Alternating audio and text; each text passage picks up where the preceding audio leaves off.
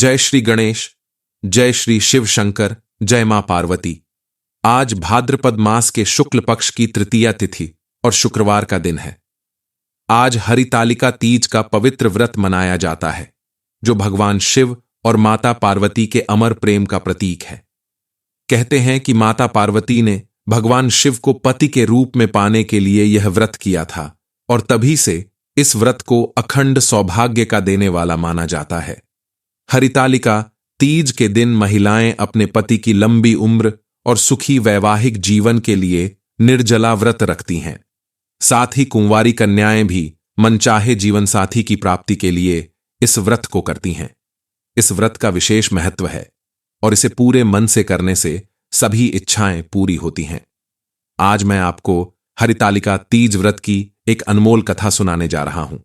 इस कथा को श्रद्धा और भक्ति के साथ सुनने से सभी इच्छाएं पूरी हो जाती हैं। यह कथा बहुत ही लाभकारी है, इसलिए इसे ध्यान से सुने।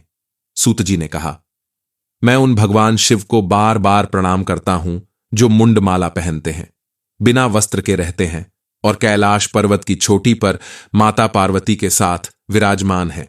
एक बार माता पार्वती ने भगवान शिव से पूछा, महेश्वर, कृपया मुझे कोई ऐसा गुप्त रहस्य बताएं जो धर्म का सार हो, आसानी से किया जा सके और जिसका पालन करने से बड़ा फल मिले।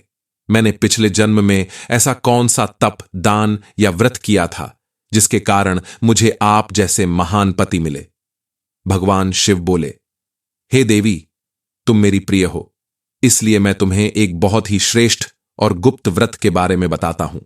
जिस तरह तारों में चंद्रमा, ग्रहों में सूर्य और नदियों में गंगा सबसे श्रेष्ठ है, उसी तरह यह व्रत भी अत्यंत श्रेष्ठ है। इस प्राचीन व्रत को करने से स्त्रियां शरीर के कष्टों, देवताओं के कोप और सांसारिक दुखों से मुक्ति पा जाती हैं। हे पार्वती, पिछले जन्म में तुमने इस व्रत को हिमालय पर्वत पर किया था और उसी के फलस्वरूप तुम्हें मेरा साथ मिला। भाद्रपद महीने के शुक्ल पक्ष की तृतीय तिथि हस्त नक्षत्र के दिन इस व्रत को करने से सभी स्त्रियों को अपार पुण्य मिलता है। तुमने जैसे पिछले जन्म में इस व्रत को किया था, अब मैं वही व्रत तुमसे बता रहा हूं। माता पार्वती ने कहा, हे स्वामी, कृपया बताइए कि मैंने इस उत्तम व्रत को किस तरह किया था। मैं आपके मुख से इस व्रत का पूरा वर्णन सुनना चाहती हूं। इस प्रकार भगवान शिव ने माता पार्वती को हरितालिका तीज व्रत की पवित्र कथा सुनाई। इस कथा को सुनने और इस व्रत का पालन करने से सभी स्त्रियां अपने पति के सुख, समृद्धि और लंबी आयु की प्राप्ति करती हैं। तब भगवान शिव ने कहा, पर्वतों में सबसे श्रेष्ठ हिमालय नाम का एक पर्वत है जो अनेक प्रकार की भूमि और अलग अलग पेड़ों से ढका हुआ है।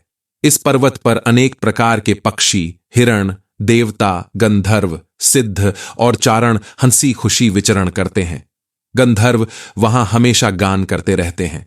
इस पर्वत की चोटियां बिल्लौर, स्वर्ण और मूंगा नामक बहुमूल्य रत्नों से सुशोभित हैं। ये पर्वत इतना ऊंचा है कि आकाश को छूता है और इसकी चोटियां हमेशा बर्फ से ढकी रहती हैं। यहां गंगा नदी का मधुर निनाद, ध्वनि हमेशा सुनाई देता है। हे पार्वती, तुमने अपनी बचपन की कठोर तपस्या की थी, अब मैं उसका वर्णन करता हूं। हे देवी, तुमने 12 वर्षों तक सिर नीचे और पैर ऊपर करके कठिन तप किया था। तुमने माघ के महीने में कंठ तक पानी में रहकर वैशाख की गर्मी में पंचाग्नि के बीच तपस्या की और श्रावण के महीने में बाहर खुले आसमान के नीचे बारिश में भीगकर मेरी आराधना की थी। तुम्हारी इस कठोर तपस्या को देखकर तुम्हारे पिता हिमवान बहुत चिंतित और दुखी हो गए थे। वह सोचने लगे कि इतनी तपस्विनी कन्या के लिए योग्य वर कहां से मिलेगा। इसी समय ब्रह्मा के पुत्र नारद जी तुम्हारे पिता के पास आए। तुम्हारे पिता ने नारद जी का स्वागत कर उनकी पूजा की। हिमवान ने पूछा, मुनिवर, आप किस कारण आए हैं? आपके आगमन का क्या उद्देश्य है? नारद जी ने कहा, पर्वतराज, भगवान विष्णु ने मुझे आपके पास यह संदेश देने के लिए भेजा है कि आप अपनी इस कन्या को किसी योग्य पुरुष को ही अर्पित करें। देवताओं में वासुदेव विष्णु से बढ़कर कोई नहीं है। मेरी भी यही राय है कि आप अपनी कन्या का विवाह भगवान विष्णु से कर दें, इससे आपको जगत में सम्मान मिलेगा। नारद जी की बात सुनकर हिमवान ने कहा, यदि भगवान विष्णु स्वयं इस कन्या को ग्रहण करना चाहते हैं तो मुझे कोई आपत्ति नहीं है। आप इस संबंध को पक्का समझें। इस प्रकार का उत्तर पाकर नारद जी भगवान विष्णु के पास गए और उन्हें प्रणाम कर कहा, हे प्रभु, मैंने आपका विवाह हिमवान की पुत्री के साथ निश्चित कर दिया है। उधर हिमवान ने तुमसे कहा, पुत्री, मैंने तुम्हारा विवाह भगवान विष्णु के साथ पक्का कर दिया है। पिता के यह शब्द सुनकर तुम अपनी सखी के घर चली गईं और वहां जमीन पर लेटकर जोर जोर से रोने लगीं। तुम्हें रोते देख तुम्हारी सहेलियों ने पूछा, हे देवी, आप किस कारण दुखी हैं? हमें बताइए, हम आपकी मदद करेंगे। सखियों के आश्वासन पर तुमने कहा, हे सखियों, मेरी सुनो, मेरी इच्छा है कि मेरा विवाह भगवान शिव से हो, लेकिन मेरे पिता ने मेरी इच्छा के विरुद्ध भगवान विष्णु के साथ मेरा विवाह तय कर दिया है। इसका अर्थ है कि तुम्हारे पिता ने नारद जी को भगवान विष्णु के साथ तुम्हारे विवाह का वचन दे दिया था। इसलिए तुमने सखियों से कहा, अब मैं अपने शरीर का त्याग कर दूंगी। तुम्हारी बात सुनकर सखियों ने कहा, तुम घबराओ नहीं, हम तुम्हें लेकर ऐसे घने जंगल में चलेंगी जहां तुम्हारे पिता तुम्हें खोज न सकें। इस प्रकार की गुप्त योजना बनाकर तुम अपनी सखियों के साथ निर्जन जंगल में चली गईं। तुम्हारे पिता ने बहुत कोशिश की, लेकिन तुम्हारा कोई पता नहीं चला। तुम्हारे पिता को संदेह हुआ कि कहीं कोई देवता, दानव, किन्नर आदि ने तुम्हारा अपहरण तो नहीं कर लिया। वे चिंता में पड़ गए कि अब नारद जी को क्या जवाब देंगे, क्योंकि उन्होंने भगवान विष्णु के लिए तुम्हारे विवाह का वचन दे रखा था। वे सोचते सोचते इतने घबरा गए कि मूर्छित होकर गिर पड़े। उनके मूर्छित होने पर सभी लोग उनके पास आकर पूछने लगे, हे पर्वतराज, आपको क्या हुआ है?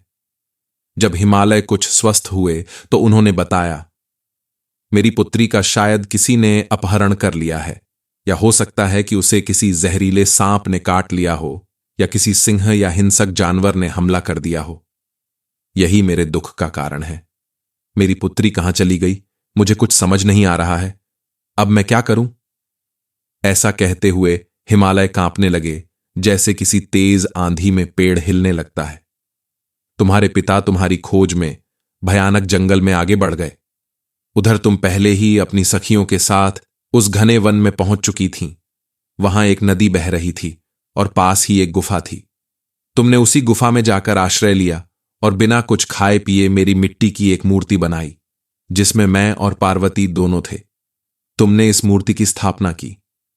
भाद्रपद मास के शुक्ल पक्ष की तृतीया तिथि हस्त नक्षत्र के दिन तुमने जागरण किया, भक्तिभाव से गीत गाए और मेरी पूजा की। हे प्रिय, तुम्हारे इस कठिन तप और व्रत के प्रभाव से मेरा सिंहासन हिल उठा और मैं तुम्हारे पास उस जगह पहुंचा जहां तुम सखियों के साथ थीं। मैंने तुमसे कहा, प्रिय, मैं तुमसे अत्यंत प्रसन्न हूं, तुम मुझसे अपनी मनोकामना मांग सकती हो। पार्वती जी ने उत्तर दिया, हे देव, यदि आप मुझ पर प्रसन्न हैं तो मुझे पति के रूप में स्वीकार कर लीजिए। भगवान शिव ने कहा, तथास्तु, और कैलाश पर्वत लौट गए। उनके जाने के बाद पार्वती जी ने अगले दिन नदी में स्नान कर मेरी मूर्ति का विसर्जन किया और अपनी सखियों के साथ व्रत का पारायण किया। इसी दौरान तुम्हारे पिता हिमालय भी तुम्हें खोजते खोजते जंगल में पहुंच गए। जंगल की गहराई के कारण वे तुम्हें नहीं खोज पाए और थक कर निराश होकर भूमि पर गिर पड़े। उठने पर उन्होंने 2 कन्याओं को गुफा में देखा। पास आकर उन्होंने तुम्हें गले से लगा लिया और रोने लगे। रोते हुए उन्होंने पूछा, तुम इस घने जंगल में कैसे पहुंच गईं? पिता के प्रश्न पर तुमने जवाब दिया, पिता, मैं शिव जी से विवाह करना चाहती थी, परंतु आपने मेरी इच्छा के विरुद्ध भगवान विष्णु से मेरा विवाह तय कर दिया। इसी कारण मैं अपनी सखियों के साथ इस जंगल में चली आई। अगर आप मुझे वापस घर ले जाना चाहते हैं तो मुझे शिव जी से विवाह करने की अनुमति दें। मेरा यही दृढ़ निश्चय है।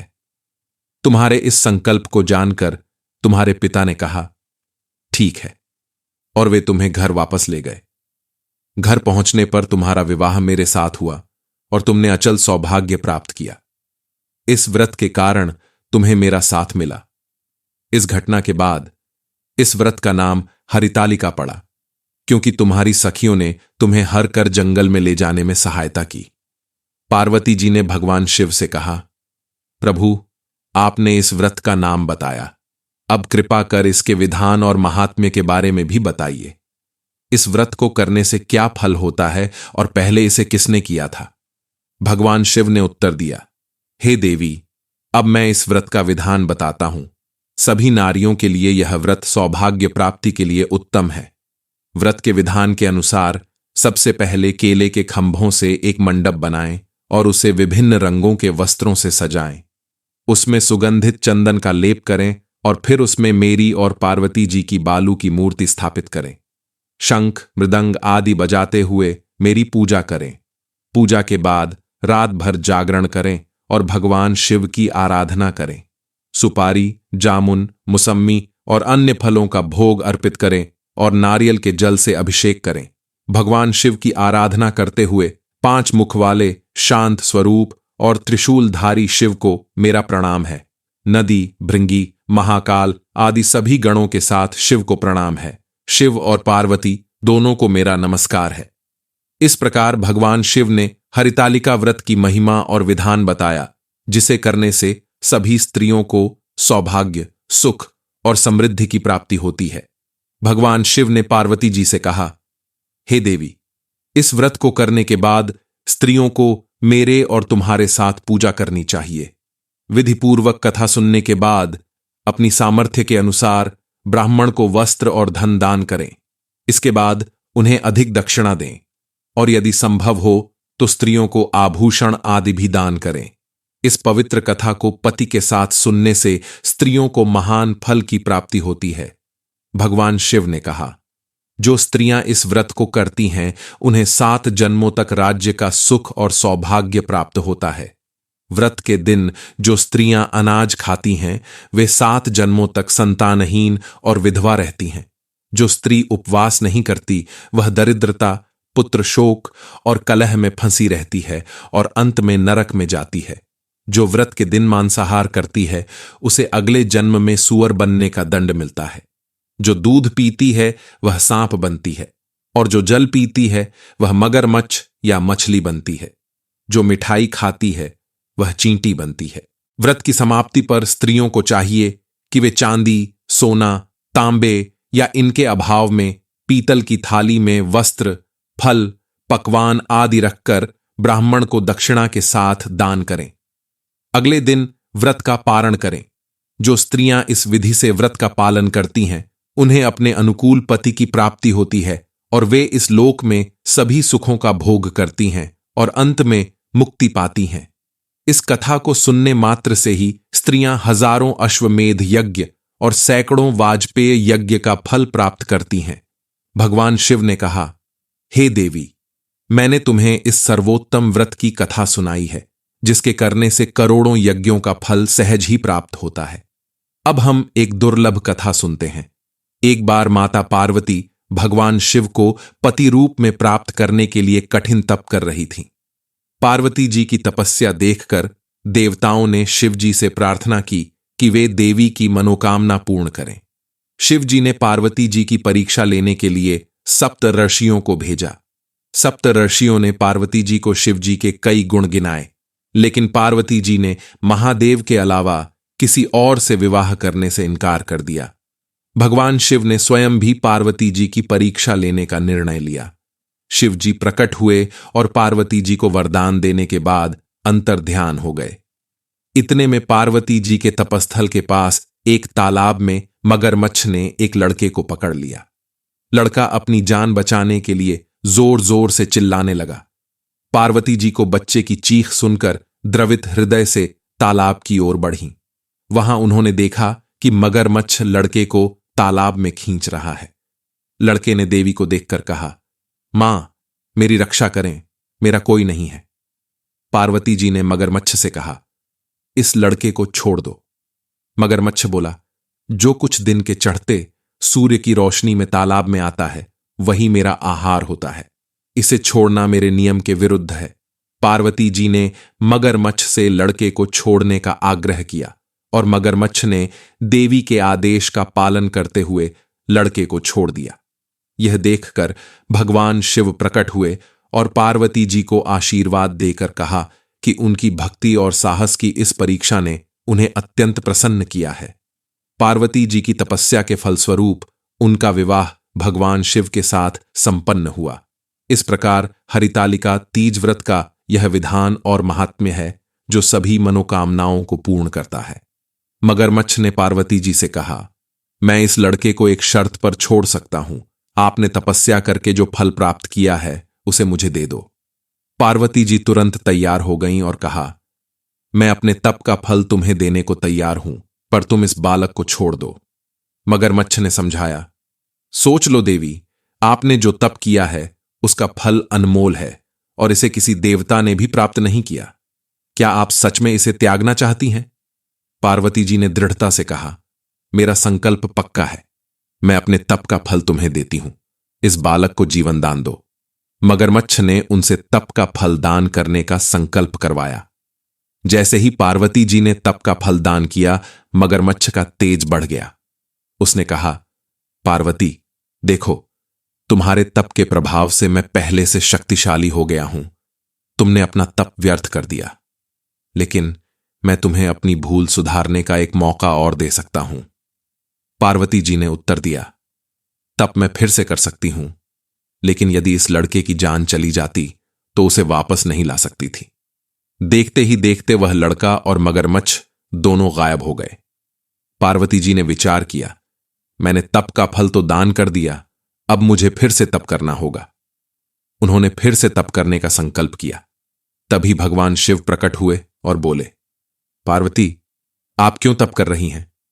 पार्वती जी ने कहा, प्रभु, मैंने अपना तप दान कर दिया है, इसीलिए आपको पति रूप में प्राप्त करने के लिए फिर से तप कर रही हूं।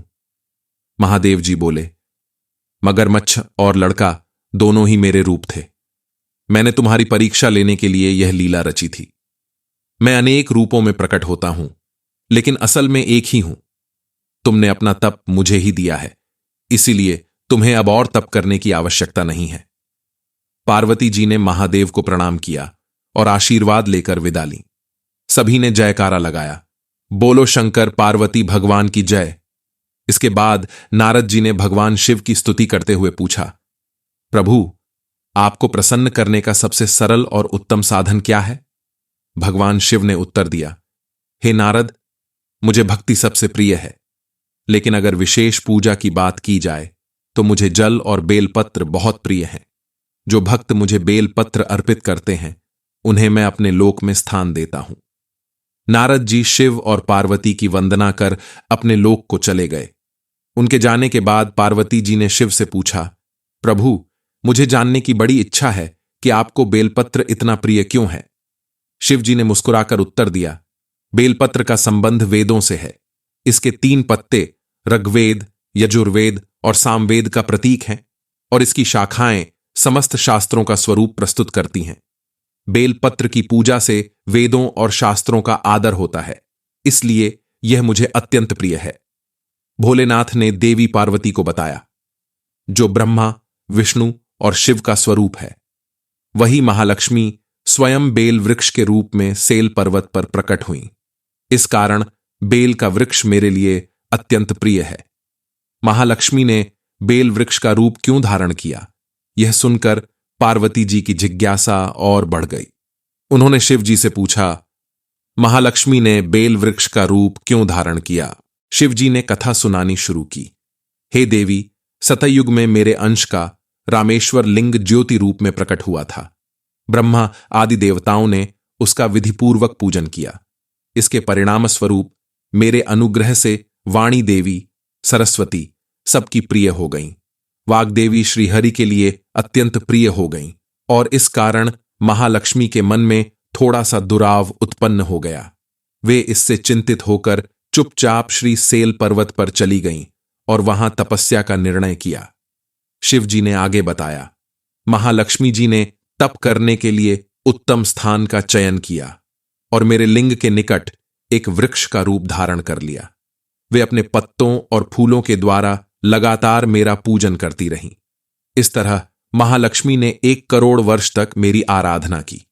अंततः मैंने प्रसन्न होकर उनसे उनकी इच्छा पूछी। महालक्ष्मी ने मुझसे वरदान मांगा कि श्रीहरि के हृदय में वाग्देवी के लिए जो आकर्षण है वह समाप्त हो जाए। शिवजी ने महालक्ष्मी जी को समझाया, श्रीहरि के हृदय में आपके अलावा किसी और के लिए कोई प्रेम नहीं है। वाग्देवी के प्रति उनका प्रेम नहीं बल्कि श्रद्धा है। यह सुनकर महालक्ष्मी जी संतुष्ट हो गईं और श्री विष्णु के हृदय में पुनः स्थित होकर उनके साथ निवास करने लगीं। इस प्रकार महालक्ष्मी के मन का बड़ा विकार दूर हुआ। भोलेनाथ ने कहा, पार्वती, इसी कारण बेल का वृक्ष मेरे लिए अत्यंत प्रिय है। इसके फल, फूल और पत्ते मुझे बहुत प्रिय हैं। जो कोई भी इस वृक्ष की पूजा करता है वह मुझे प्रसन्न करता है। बेल के वृक्ष को शिव के ही समान मानो, क्योंकि यह मेरा ही शरीर है। जो बेलपत्र पर चंदन से मेरा नाम लिखकर मुझे अर्पित करता है उसे मैं सभी पापों से मुक्त करके अपने लोक में स्थान देता हूं। ऐसे व्यक्ति को स्वयं लक्ष्मी जी भी नमस्कार करती हैं। जो लोग बेल के पत्तों से मेरा पूजन करते हैं और जो बेल वृक्ष की जड़ के पास प्राण त्यागते हैं उन्हें रुद्रलोक की प्राप्ति होती है। ऐसे व्यक्तियों पर सदैव माता लक्ष्मी और भगवान नारायण की कृपा बनी रहती है। अब हम हरितालिका तीज व्रत की पूजन विधि को जानेंगे। इसके बाद हरितालिका तीज व्रत की आरती होगी। सौभाग्य की इच्छुक स्त्रियों को चाहिए कि वे प्रातःकाल स्नान आदि नित्य क्रिया से शुद्ध होकर आसन पर पूर्व की ओर मुंह करके बैठें। बाएं हाथ में जल लेकर दाहिने हाथ से अपने शरीर पर जल छिड़कें। फिर दाहिने हाथ में जल लेकर हरितालिका व्रत का मानसिक संकल्प करते हुए उमा महेश्वर के पूजन का संकल्प करें और जल भूमि पर छोड़ दें। इसके बाद गणेश जी का विधिपूर्वक पूजन करें। अब हाथ में बेलपत्र लेकर ध्यान करें। माता पार्वती को कमल के आसन पर बैठे हुए सुनहरे वस्त्रों और आभूषणों से सज्जित भक्तों को इच्छित फल देने वाली के रूप में नित्य ध्यान करें। इसी प्रकार भगवान शिव को दिगंबर रूप में मुंडमाला धारण किए हुए ध्यान करें।